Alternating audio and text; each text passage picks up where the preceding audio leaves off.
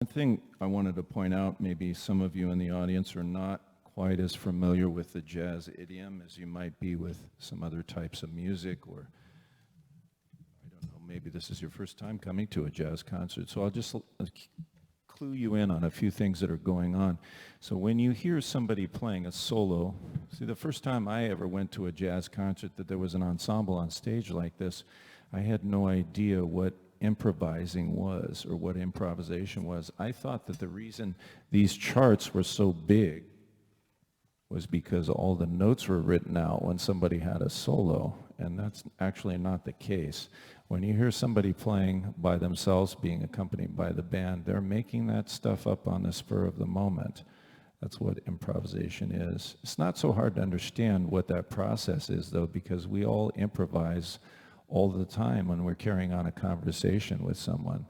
We say something, we listen, we respond, and we're using a language that we're familiar with, obviously.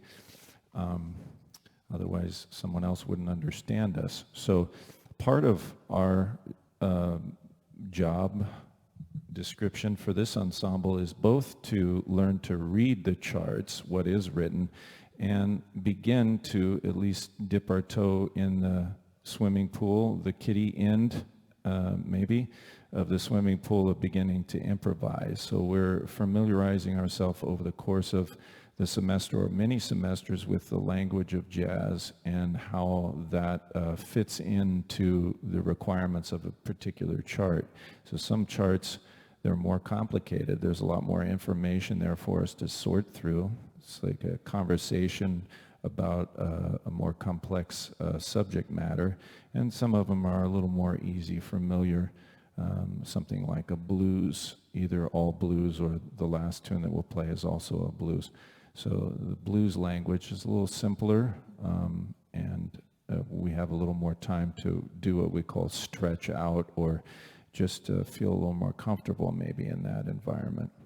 So just to understand that when you hear a solo, someone is making that up on the spur of the moment based on the information of the language and also what they've studied and learned. And for some people, this is the first opportunity that they're really having to step out and do that.